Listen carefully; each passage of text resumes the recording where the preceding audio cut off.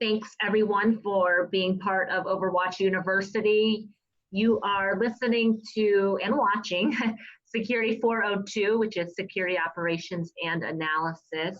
Our instructor today is Phil Burnett, Chief Information Security Officer of Highwire Networks. A lot of people don't know what a SOC is. We kind of joke around here at Highwire Networks that a great marketing gift would be a pair of socks, which we actually ended up doing for our last trade show. We bought a couple hundred pairs of Overwatch socks. Get it? Security Operations Center without a K. But I did run into someone last week in one of our webinars who did ask, what is a SOC? So, you know, I think there are varying degrees of understanding of security operations and cybersecurity in general. So this is a very informative class today, again, in which Phil Burnett will be teaching. You can see his impressive resume right there. And he currently oversees our SOC, our 24 SOC for Overwatch. And we are ecstatic to have him with us this afternoon. Hi there, Phil. Hello, everybody. Good afternoon, wherever you are in the world. Hope you're staying safe and doing what you got to do. Thank you for joining me. So I want to start off like Susanna was talking about. You know, later on, we're going to talk a little bit about what is a SOC and some of the stuff, but I wanted to give a plug for my counterpart, David Barton, who will, in the next course, will be teaching, focusing exclusively on what a SIEM tool is, a security information event management tool. So that we're hoping that this education that we're giving these Overwatch University's series will help you build on your knowledge and your ability to provide services to your partners and customers, and also to continue working with us. We're always looking for partners and ways to share and make money together. So, you know, what is, let's start off with the basics, right? What is computer cybersecurity or information security, as the slide says? The protection of computer systems and networks from theft or damage to their hardware, software, or electronic data, as well as disruption. A lot of people forget that computer security also, one of the aims is to avoid disruption or misdirection of the services. So man in the middle, where they steal credentials and go all over the world doing bad stuff, right? So cybersecurity, computer security is all about that discipline of doing those. And the way some of those occur is, one of the ones that I think is the most evil is the denial, or up in the evil category, denial of service. Basically, it's like building a brick wall around your house and locking you in, and nobody can get out. So they slam the door, and basically on inbound. Phishing is another one that's insidious, but it's more if you have good awareness training and good skills, and you can recognize bad emails with phishing, and if you got a good anti-phishing service that you're using, it's a good one. But you know, phishing is the one that's the highest risk when it comes to ransomware. That's how people lose their credentials and get in a lot of trouble. Privilege escalation is taking a basic user and making them have God mode. Domain admin, enterprise admin. Once the bad guy has achieved domain admin credentials, he can own your entire network. That means he goes into computers, changes registry settings, steals data, plants programs, applications, malware, anywhere they want in the environment, makes changes to memberships, and causes a lot of problems. And then the root of all evil goes back to malware. I mean, that's really how all this occurs and what happens. The malicious software or malware actually is really good code.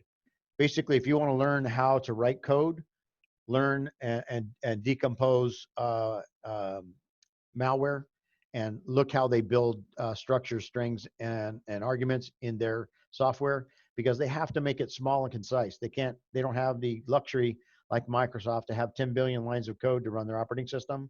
So malware is a really good example of if you're learning how to write code, but just don't use it to break into stuff because it's against the law. So part of the concepts that I'm going to talk about today is blue team and red team. Blue team is a group of individuals. They can be either contracted or they can be part of your internal environment that perform analysis on systems. So in other words, once you've built them, you've hardened them, you've scanned them, you got all the right rules, policies, procedures in play. These guys perform the defensive part of the yin and yang between red team, blue team. So defender, attacker. And some of the tools that blue teams use for log management and analysis tools. So anything that collects logs and analyzes them. Gray log, which is formerly Torch, is from Hamburg, Germany. And that's a little bit dated, but it's still around. Logarithm, NetWitness, Alien Vault, Splunk, Rapid7, SolarWinds, QRadar, and Starlight are all examples of tools that correlate information, report, respond, and some of those capabilities actually have automated responses that they can do to respond to whatever the threat is. Either send an email, block an IP, remove a user from an environment, or just simply send up alert in the SIEM tool that'll pop up to the analyst that says, hey, look at me. Red team. Red team are the guys that are from the outside trying to get in. And if you go to one of my favorite conventions, once they open up the world again, GERCON in Grand Rapids, Michigan, really good blue team, red team attack, how to get in, hacker world. You can even get a tattoo when you walk in the door. Blew my mind. I walked into GERCON. First thing I see is an arrow that says tattoos given here. People getting all kind of IT tattoos. It was pretty funny. But the tools that the red team use, this is just a small subset of the ones out there. But Pen Tester Academy, you can go there, learn anything you want about how to attack people. The Daily Swig, Needle, Drozer, the FISMEM to profit. In other words, physical memory to profit. They want to teach you how to get into the memory and rip people off if you're a bad guy. And then weaponize. But you notice the PWN in the middle capitalized, PWN. That means they own you, right? So when red teams get in and they're able to own you, then they've pwned you, right? And that's what the red team objective is. And the blue team on the other side is trying to make sure that that doesn't happen. So what kind of technology, what do you have out there to, on the blue team side and the defensive side, what do you have to protect yourself from, not the red teams, but the bad guys? You have a security operations center, a SOC, right? That is a collection of people, processes, and technology. And some of that is skilled tier 1, tier 2, tier 3 analysts, as well as trained in things like EC Council CSA, which is a certified SOC analyst, processes, technology, meaning skills in using various applications in the course of performing security operations, things like Malwarebytes and all your scanners and your tools, which any good analyst has in their toolkit, in their links that they have in their links. They'll have 20 to 30 different tools that they can use in their overall Swiss Army knife. A key to having a SOC is aligning it with your organization, making sure that the goals of the SOC defensively match with what your organization's appetite or the customer's organization's appetite is to spend and to get it done at what level. What is your appetite for risk? And we'll talk later today on risk management and what that all is. The SOC functional component overviews. You have a SIEM SOC, you have that's people, processes, and technology all rolled up into one. That is what a security operations center is. But more than that is it's a group of people that understand each other, the machines that are tuned and designed and updated frequently to to defend the environment. There's a couple of types that I mentioned here is tiered versus tierless. Tiered network would be, like I said, tier 1, which is basic identification and reporting. Tier 2 is a higher level of higher experience and training of once the tier 1 analyst has passed it off to them saying, hey, I think this really is a bad guy. Here's the indications of compromise. Here's samples of the code. Here's what we got. Here's the results of the scans, etc. And then it goes to tier 3, which is the forensics and the expert guys that can figure out exactly how the guy got in, what he did, why he did it, and how to help the customer recover. The tier list is the same thing. You just have people that have all 3 skills that they can do, and it's probably more expensive per head, but overall, one guy can do a lot more individually. But when you have multiple tier 1 level SOC analysts, they can cover more alerts and than one guy can. So there's also important operational documents in a SOC that are critical, which is your run book, the network diagrams, and any topographical documents that demonstrate your environment or your customer's environment. They should have those documents so they understand where the crown jewels are. The crown jewels are where any part in the environment where the intellectual property or the money-making servers, which are typically in a DR called your critical assets, where those are. So make sure that you have those kind of documents. So if you're trying to sell a DR plan, you're going to have to have a list of documents to talk to them about. Network security monitoring basics. So basically, network security monitoring talks about what's connected, what systems are vulnerable, and what the threats are that can map to the vulnerable systems.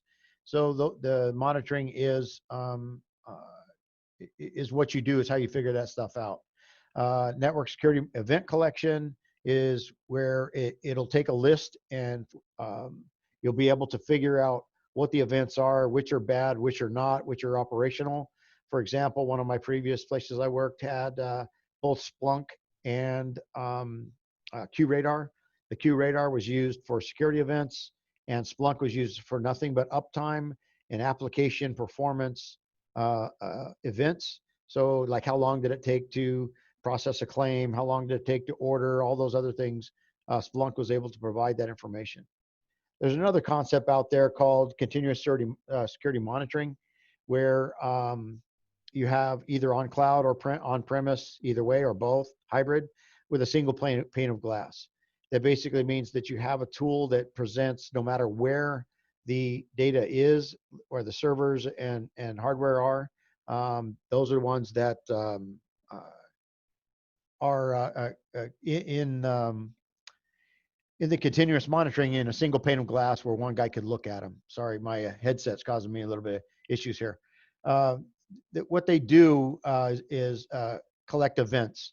And the defender's dilemma is something that the attorney should use, is that, and everybody knows this, it's not a matter of if, but when a bad guy gets in. There's always going to be at some point in every company where bad guys get in. Somebody gets phished, somebody leaves a port open, they do those kind of things.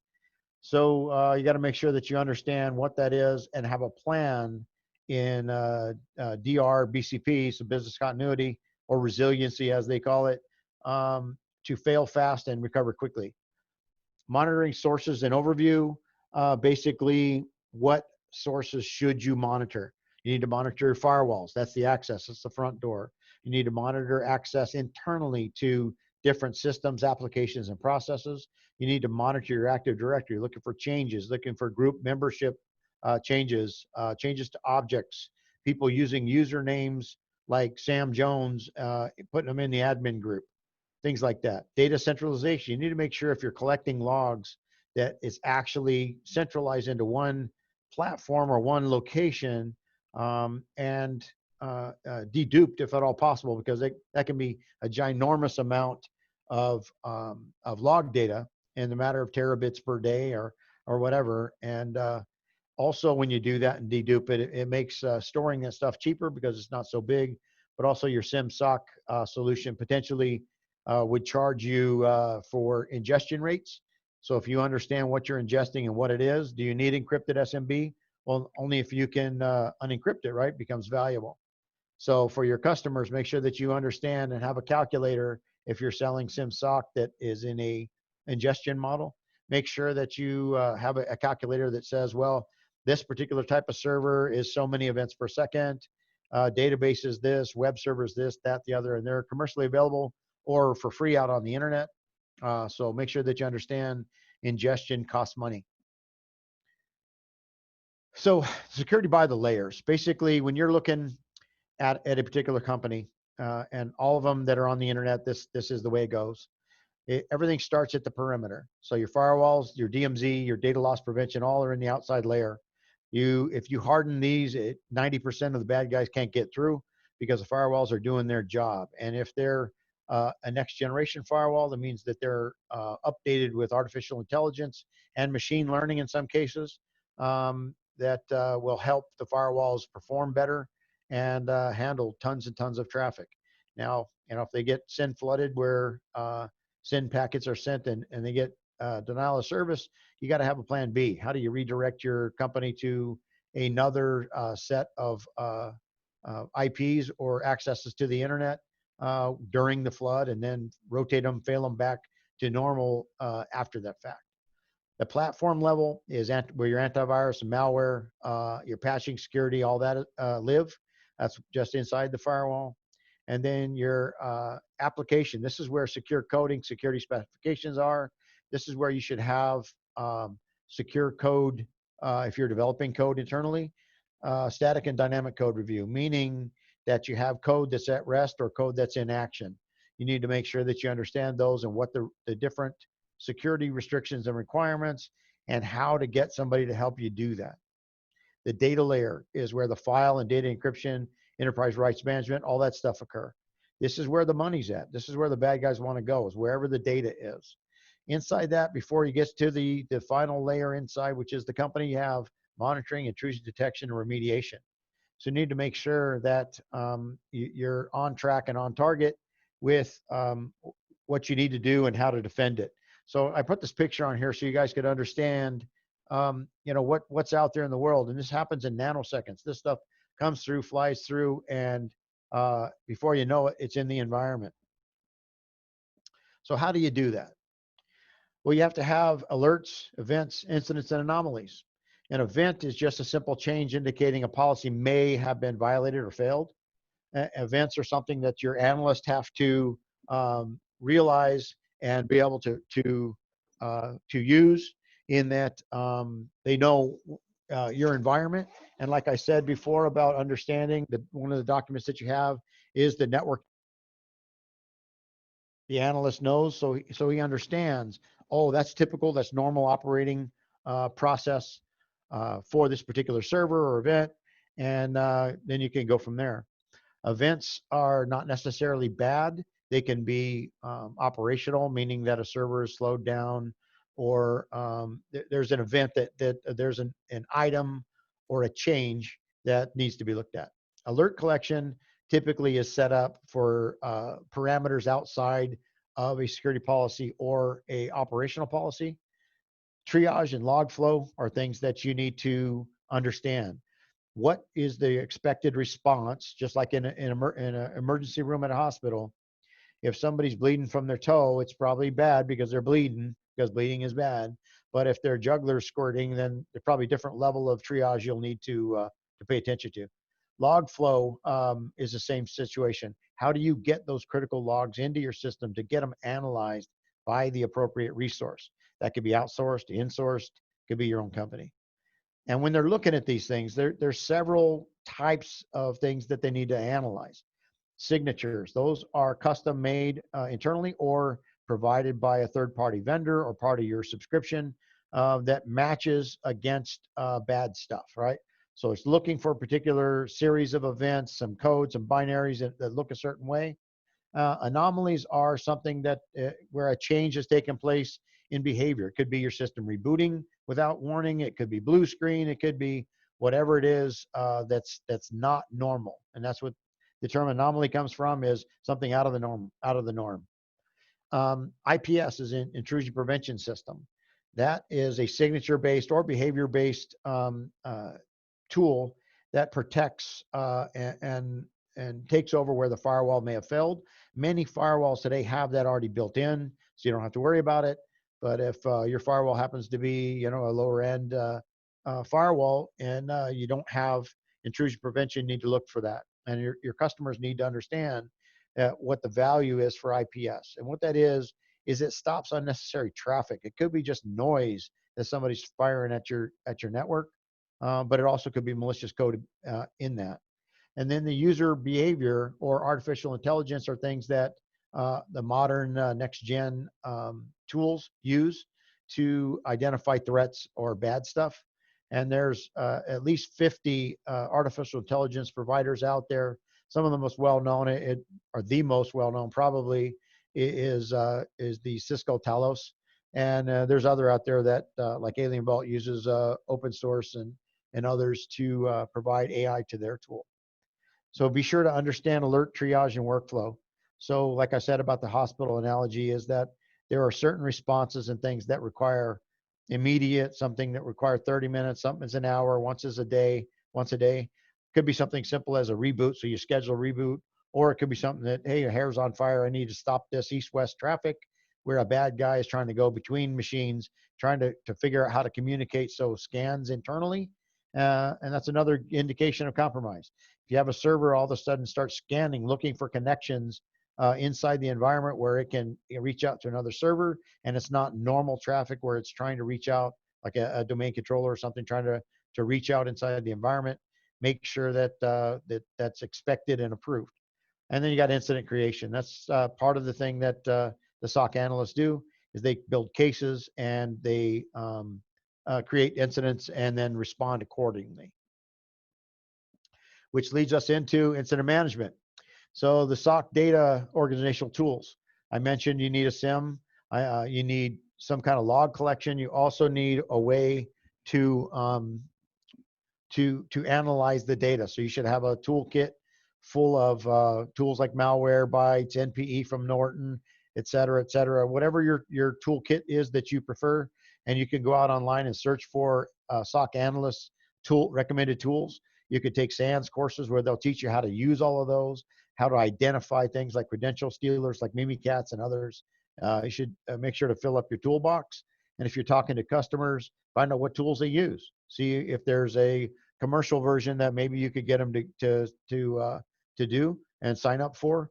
And that's kind of pull through kind of business that you would make money on. Incident management systems, options, and features. There are a ton of things for incident management systems. All that list of SIMs that I told you, each one has peculiar and independent types of features and options. So make sure that the ones that you're recommending match what the requirements for the customer. Data flow and incident management systems. There's a ton of ways that you can manage and restrict and store and capture and forward data flow in the incident management systems. You have to look again at ingestion. Where are you going to store it? How long do you need to store it? What's the priority level? Is it like for healthcare? Is the data that you're doing in a healthcare organization considered part of the HIPAA information? Does it have claims? Could it potentially have claims in there? Is it incidental delivery or exposure, or is it something that's expected in routine, say claims processing, etc.? So in the SOC, they create what's called a case. A case is just basically a folder that you dump all the information in, everything you've learned about the alerts, the observables, the playbooks, and the workflow in each individual case. So you set those up so that you understand that X0001 is from customer who knows, and all the case, all the alerts, all the notes, anything you have to do regarding this particular event are in one case and can be reviewed by other people as well. In the event that a major breach occurs and you happen to be the security team or the SOC team, those kind of things are discoverable through legal, like a e-discovery. So make sure that you document everything appropriately. Make sure you use time, you use who you talk to, that kind of stuff in your notes. Keep as good a notes as possible, because being on the stand, having to defend yourself, 6 months, a year, 2 years later is pretty hard to do. Incident category, those are basically ones that you are probably aware of, which would be critical, high, medium, and low. Each one of those has a methodology and an urgency. You call them an SLA, service level agreement. Each one of those spawns a whole new conversation when you're looking at incident management, and you should look those up, Google those, and you'll be all the better for it. The role of threat intelligence. Excuse me here just a second.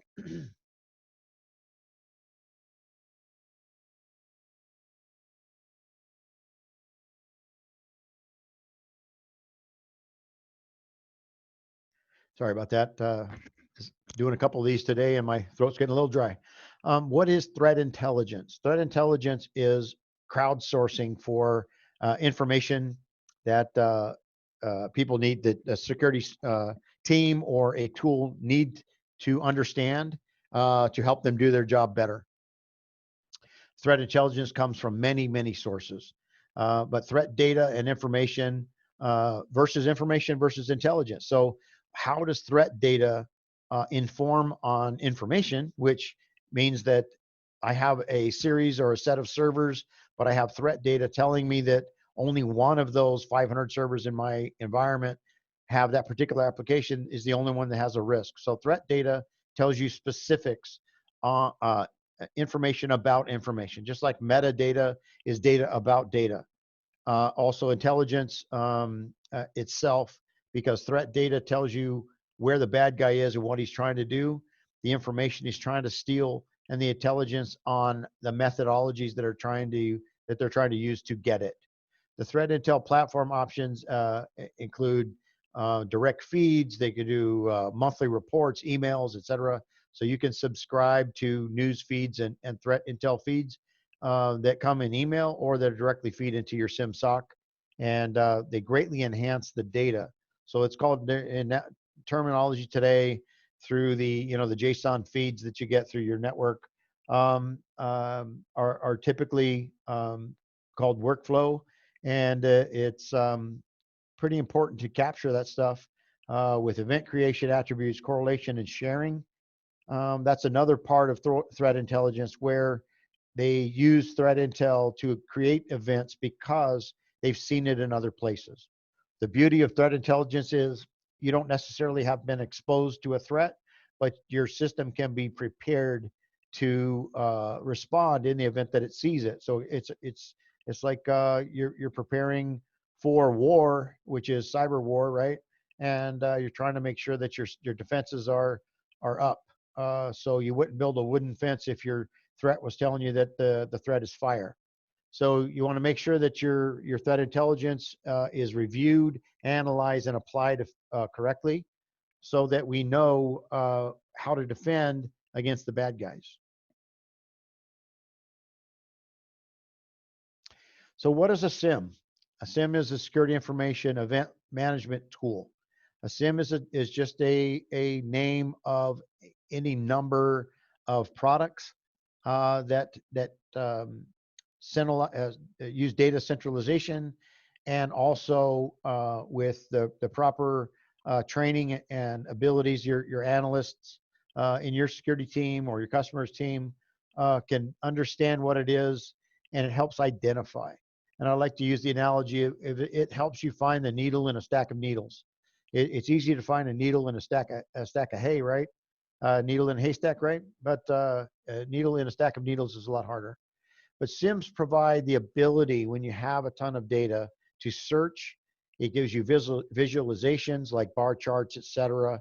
Even source and destination. It'll give you a picture or diagram of where the threat was coming from, for what country, etc. And it can display it in a dashboard. Humans have a tendency to like to look at pictures, so dashboards are a great way to depict where the threats are coming from, current status of events. So in a SOC, you would have a board that shows the tickets, who the customer is, what the current status is, are they open and closed, if they're under attack, etc. And you can customize those dashboards to display what it is you want them to see. And use cases and use case databases. Most of the SIEMs today have the ability built in where you can actually click on an event and it will spawn a case for you. It would maintain the database on the tool itself to give you the idea of what you need to do, and also to keep the data together. Because like I mentioned before, it gets busy when you're in a SOC where you have 14, 15, 18, 20, 100 customers, and you're the guy running the SOC, you're the manager, keeping up with that, you need to be able to look into the use cases and the case databases to keep relevant with what's going on, to see how priorities are when you're shifting resources around, et cetera. So some of these SIEM products also provide the ability to respond automatically, and that's called SOAR, which is Security Orchestration, Automation, and Response. And what it does is it takes the data with a predefined set of rules and performs an operation that has been approved by the client and the SOC.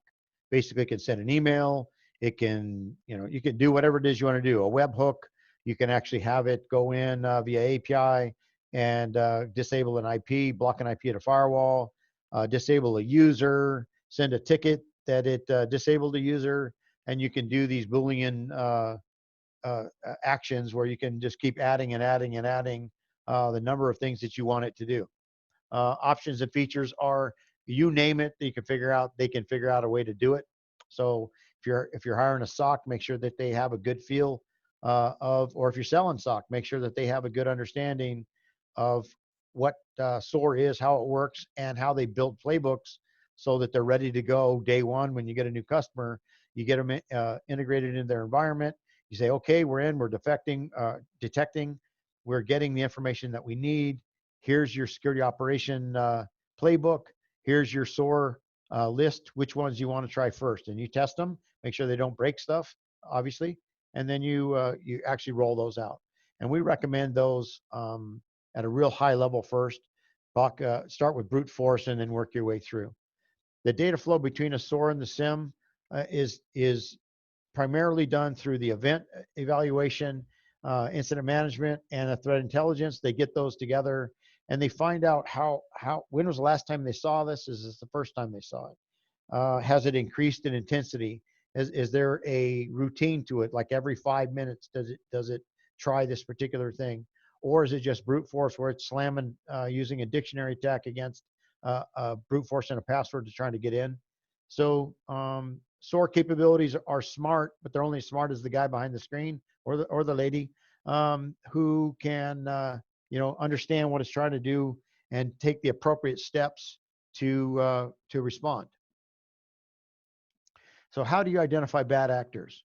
Well, you got to remember, bad actors, the detection of them are who's attacking us and what do they want? That's the number one question. So through their IP and the country location and stuff, you can probably assume who it is that's attacking you. And for the customers, we always recommend geo-blocking for countries that you don't do business with. Why would you want to get anything from a country that you don't have a business relationship with?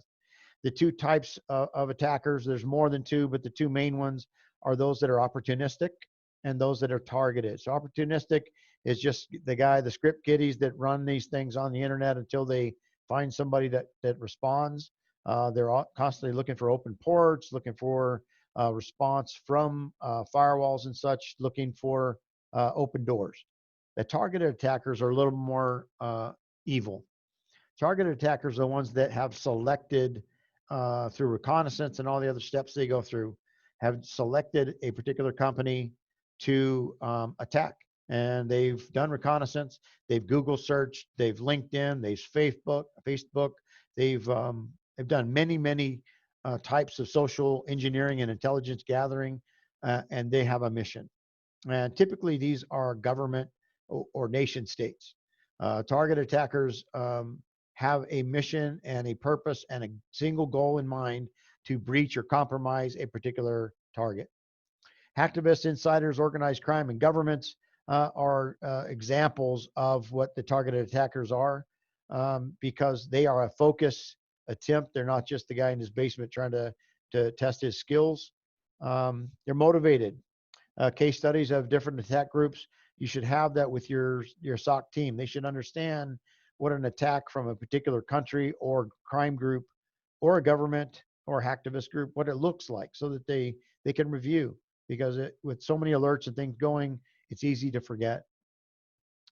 There's a really good mnemonic out on the our infographic on the internet that that I was trying to find again, that I used a couple of years ago, that showed the nation states and the animal that's associated with them. You know, the eagle, the bear, and the mouse, and some others, that showed how long and how good they were. So it showed how long it took them to get in. So from initial contact until breach, they had estimates on the number of hours it took to do that. And it was some pretty revealing information on that. Remember, when you're talking to customers or for your own organization, that attacks can come from anywhere. This is an infographic from Cisco, and you may recognize it, but it's really good in that it says, you know, you need to find the tools that can stop the threats at the edge. Find and contain the problem. So fail fast, recover quickly. Protect users wherever they are. That means zero trust models for VPN and remote users, especially during COVID-19 now, with everybody working, or most people working from home. Some companies even have BYOD because they weren't able to get and provision and send out machines. People that use desktops can't just go lugging them home when they close the doors. So they have to allow BYOD. So make sure that you have protection in place in the DMZ, for example, where somebody who's logging in from outside gets scanned and checked for updated security, patching, etc., before you allow them into the network. Simplify your network segmentation. Make it make sense. Like, you know, split off your Windows servers, your database servers on a different VLAN, users on a different VLAN for internal, for external users, put them wherever you think they need to be. And a lot of those decisions can be made with your security and your network team to see how the segmentation works best for you. Control who gets into your network. Make sure that you're using multi-factor. Make sure that you change passwords often. Make sure that users and groups are accurate. Make sure that modifications to any of those are alerted and protected and reported on. So that's my my cheerleading for Cisco. They had a really good graphic here talking about what you need to do and what the world and the atmosphere actually looks like. So what is DNS? And this one I put in here just to give you an example. Many of you already know what DNS is and are really fluent in it. Some may not. But if you're going to go look, and this is an example of a guy going to, he wants a picture of Mona Lisa at www.example.com. Most people don't realize that it could take as many as 9 different hops for that one user to find that one picture for example.com to get to that website. But this happens in milliseconds. So what happens is the request is sent, the resolver for the ISP, whoever your service provider, forwards the request to the root name server, who's supposed to have all your recent searches in, is a smart guy server that should have anything cached that you typically go to or people in your organization. If it's not found, it goes to the next level until resolved. The resolver for the ISP like in this one, chooses Amazon Route 53 and forwards the request to example.com and to that name server. That name server then looks in its example.com hosted zone and gets the associated values such as the IP, which is 192.0.2.44, and returns the IP address to the DNS resolver, which in turn finally has the IP address and sends it back. Why we go through all of this is because you look at this, there are 8 separate instances here, and probably 9, where a bad guy could at some point inject himself. So DNS is the new Wild West when it comes to hacking and getting in, using HTTP over DNS and all the other things that you got to do looking at the threats. And I'll show you an example of one that from the Talos threat feed, how easy and how quick it is. So Talos in a report found something that they call DNSpionage, and a little play on words there, but it targeted businesses in the Middle East as well as United Arab Emirates and their government domains. They used 2 malicious websites containing job postings. They actually put a malicious Office document, probably Word or something in there, that supported HTTP and DNS, and they were able to jump in there and poison the DNS and get them to redirect and go to a bad site where they eventually owned them. In a separate DNS espionage campaign, the attackers used the same IP address to redirect the DNS of .gov and private company domains. each of these DNS compromised, the actors carefully generated a Let's Encrypt certificate for the redirected domain. So certificates are the ones that certify and guarantee that your HTTPS is a secure transport mechanism with your TLS security, and they gave it free of charge. And they created a new remote admin tool, and there you go. The attackers were in command and control, and the C3 is compromised. So that was what happened. The result of that was a compromised system. Now let's talk a little bit about EDR, MDR, and XDR. So when you're talking to customers, you probably all know these terms and use them. So I'll just buzz through these pretty quickly. EDR is your endpoint detection and response. This typically talks about your next gen AVs. All of you know about them. Cyber Reason, Cylance, all the McAfee, all the ones say that they are EDR. But you have to make sure that they stop east-west movement. And the part of one of the ones that I like, Cylance, actually was really good in our previous life. I used that when we're doing incident response. We immediately deployed Umbrella and Cylance in an environment that had been compromised to stop further compromise. It stops east to west movement, stops the execution of malware, and Umbrella gave us outbound DNS connection requests, so we knew which systems were compromised. Now, adding to that, if the customer wants a good EDR tool and they don't have the bodies to do it, then the managed detection and response is where you sell services. So you have a human that looks at what the endpoint reported and decides what to do with it. Put it off the network, scan it, whatever they got to do. Now, in the recent term, probably the last 12 to 18 months, they have added a new one called Extended Detection and Response, XDR. The X stands for anything when it comes to like a tool called Stellar Cyber Starlight. Too many S's there for me. Delivers visibility into data across networks, clouds, and endpoints while applying analytics and automation. So XDR is able to ingest from any type of source and make intelligence decisions based on rules and prior experience with that particular bad guy. Removing all the way from removing users, blocking accounts, blocking firewalls, etc., IPs and firewalls and such. So when you're looking at them and your customer asks about them, this is what they are. Remember, endpoint is just on the endpoint. Managed detection needs a human. And XDR is one that offers the security orchestration and advanced response.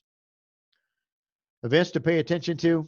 One of my favorite sites for Windows is Randy Franklin Smith, Ultimate Windows Security. And this is a listing of the things he says that you need to pay attention to. So this is why you hire a security team. All of these things is a ton of stuff you got to keep your eyeballs on because the bad guy's in a lot of those. So if you go to ultimatewindowssecurity.com and you sign up, he can send you current information on Windows and what's going on in Windows, including new technologies in Microsoft when they're setting up like new domains, new Active Directory domains, etc. They're using zero trust models and stuff built in.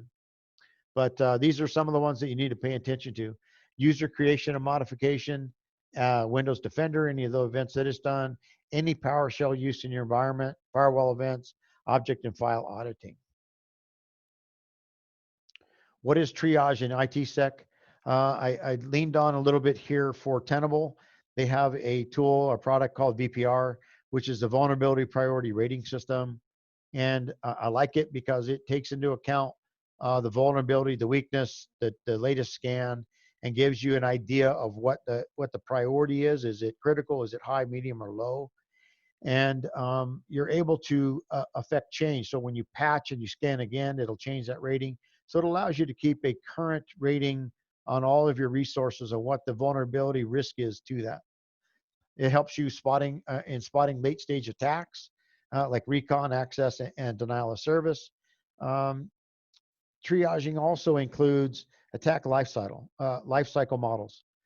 The kill chain, there's 7 steps: reconnaissance, weaponization, delivery, exploit, install, command and control, and then action. So basically what happens there is the bad guy, remember I talked about nation states, they do recon. This can be long and low and slow. Weaponization is they take something and weaponize it so that they can penetrate whatever the weaknesses that they found. They deliver malware into the system once they've weaponized it and broke in.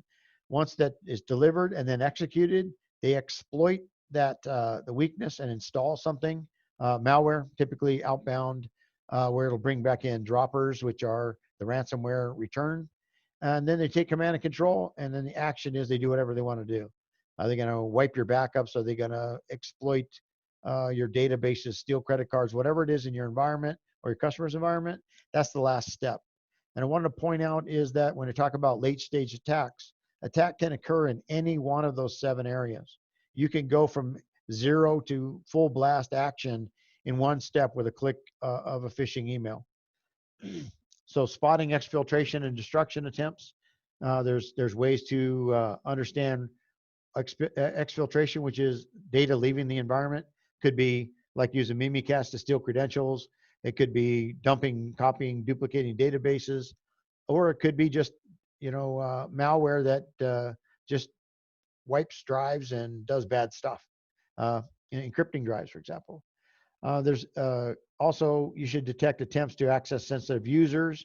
So any of the users that, even though they have just basic user rights, if they're a domain admin and the person can compromise and impersonate them, then they may find a way to get domain rights and then they own the network. Targeted attack identification, lower priority alerts, and alert validation using teams in a SOC will help with those. And finally, the last leg of this we're going to get into is quickly is just risk assessment. You gather the data in the first step, you identify the threat in the second step, and then the vulnerability identification. So those 3 together are the initial phases of a risk assessment. And once you've identified the vulnerability, it's a flaw or weakness in the system, security, design, or internal controls, then you'll know what the bad guy is trying to find out. But you need to measure these because you need to focus and put proper controls and protections around the device or the system that has the highest risk. And also, you got to keep in mind what are your critical assets, and then you want to measure how good your controls are. So a chart that's commonly used is called an example control of an analysis table. We've taken these in the vulnerability column: malicious code, audit control, end users staying logged on when they should be logged off, workstation not physically secured, software bugs, and network attacks. Those are just a sample of some of the vulnerabilities that are out there. What is the control used for those? Malicious code obviously is antivirus. Audit control is using any identification, admin down to basic users, and unique IDs plus multi-factor authentication, etc. End users staying logged on when they walk away from their machine should have some sort of automatic log off so that it doesn't stay open and exposed, especially in healthcare. When you walk away from your laptop or your customer walks away from the laptop, if it doesn't lock or log off the screen, then you could expose patient information, which is a violation of HIPAA.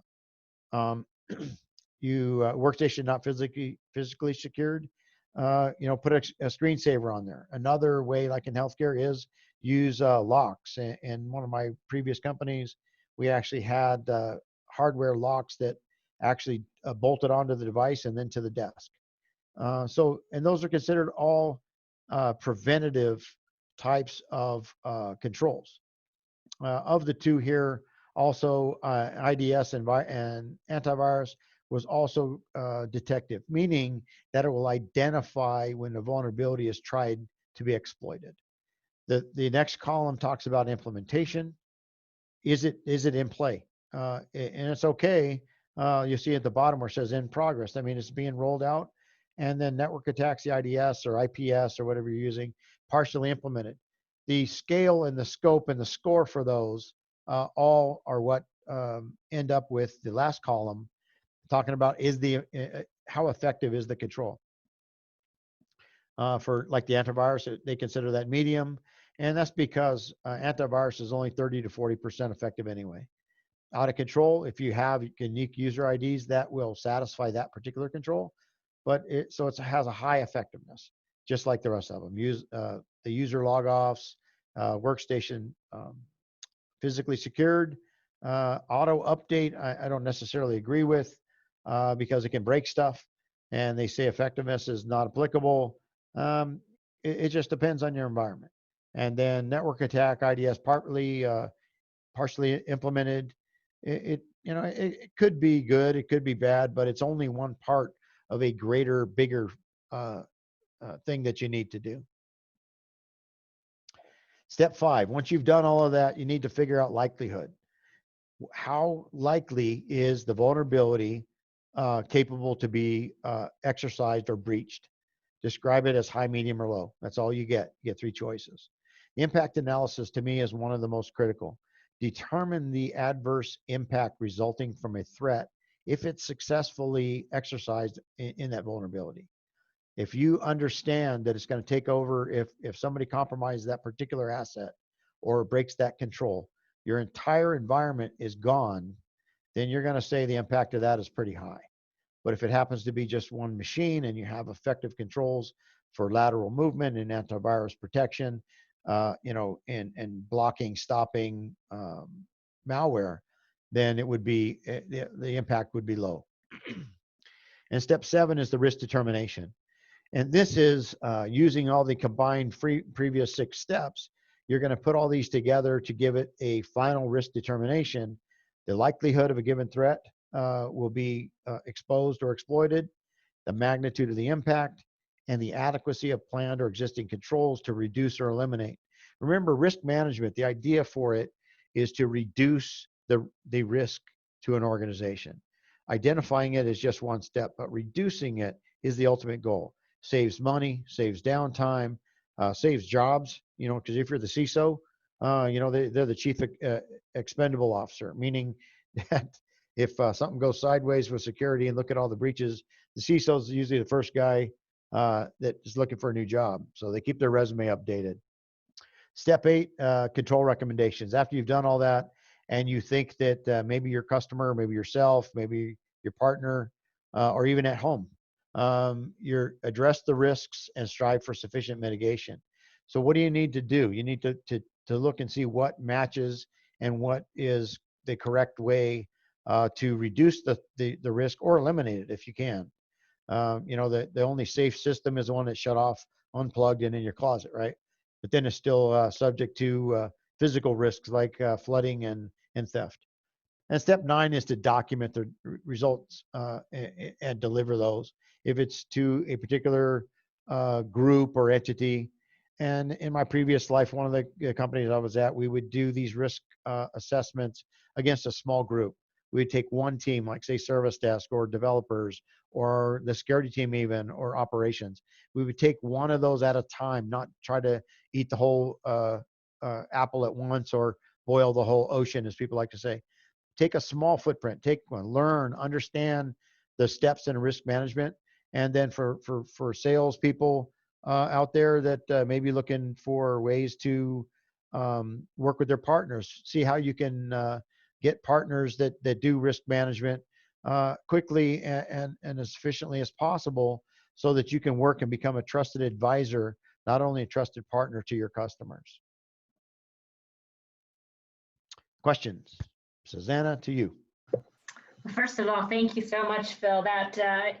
I know there's a lot of information that you just disseminated to everyone here, so thank you.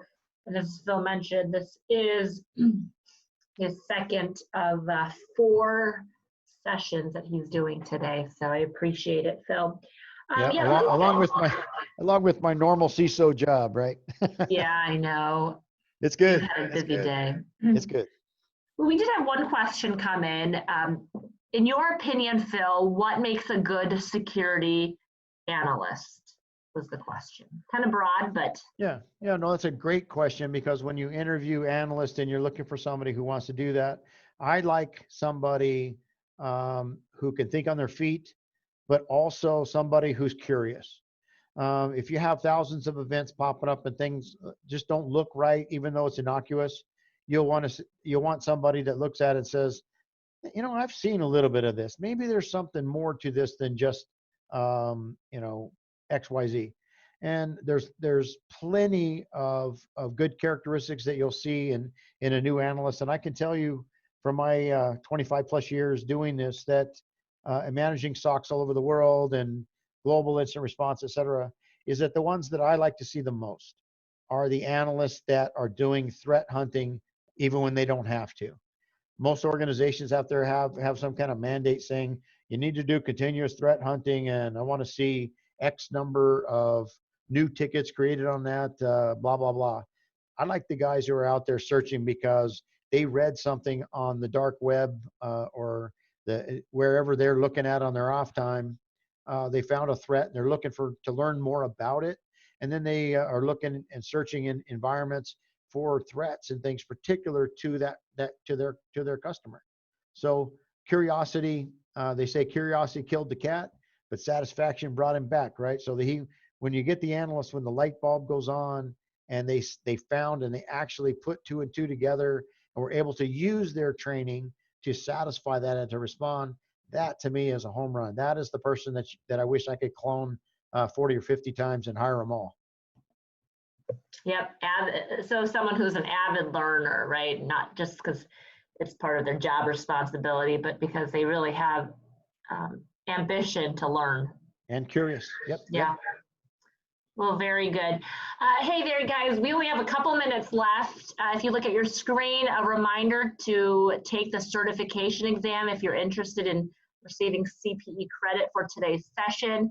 And that, of course, you can find in the partner portal. And then make sure to register for Security 403. That is about our SIEM or a SIEM and why companies need it. And Phil touched on it briefly, but our Chief Technology Officer, David Barton, will go into an extensive course on SIEM.